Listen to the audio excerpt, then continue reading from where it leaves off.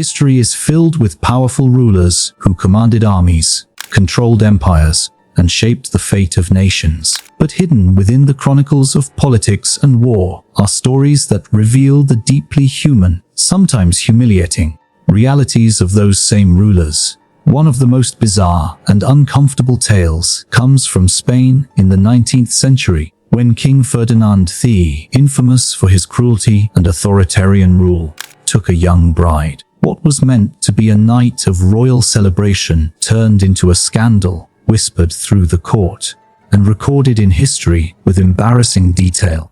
It is the story of a king, a child, bride, and a wedding night that went. Ferdinand VII of Spain was no ordinary monarch. He reigned during one of the most unstable periods in Spanish history, marked by Napoleonic invasions, civil unrest, and political turmoil. Nicknamed the Desired by some and the Filon King by others, he ruled with a mixture of paranoia and brutality. He was restored to the throne after Napoleon's defeat, and instead of ushering in reform, he reversed Spain's liberal constitution, reinstated absolute monarchy, and unleashed waves of repression. But for all his political weight, Ferdinand's private life revealed a very different kind of struggle. His desperate attempts to produce an heir and his troubled marriages. Ferdinand was married 4 times, yet for much of his life, he was plagued by infertility and rumors of impotence. His first 3 marriages were childless, each wife dying young and leaving him without the succession he so desperately needed. By the time he entered his 4th marriage, the pressure to secure the dynasty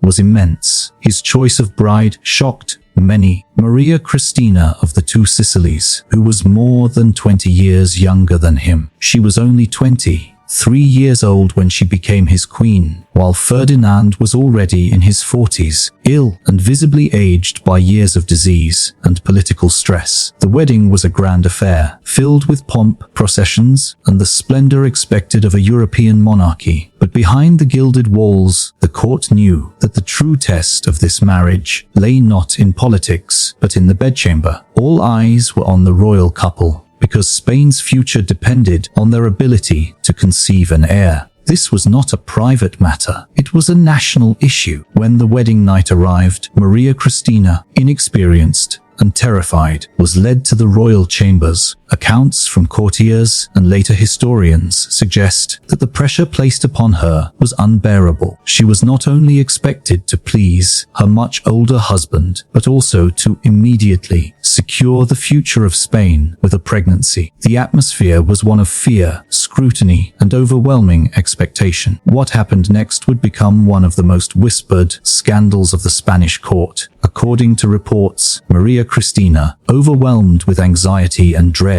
lost control of her body during the consummation attempt. On that wedding night, she soiled herself, an event that left Ferdinand humiliated and furious. In an age obsessed with dignity, honor, and appearances, such an accident was considered shocking beyond measure. The humiliation was not private. Servants knew, whispers spread, and soon the tale became a stain on both the bride and the king. For Maria Christina, the incident was devastating. She was a young woman forced into marriage with a man decades older, placed in an impossible situation where failure was punished with shame. Instead of compassion, she was met with ridicule. The court mocked her behind closed doors, and the story circulated as proof of her unpreparedness for her royal role. What should have been the beginning of her life as queen began, instead with humiliation she could never escape. For Ferdinand, the event was equally destructive. Already mocked for his poor health and suspected impotence, the scandal reinforced doubts about his manhood. How could the king command respect from his people if he could not control his own household? His fury was directed at his bride, but the whispers of weakness followed him as well. In a court filled with enemies and rivals, such humiliation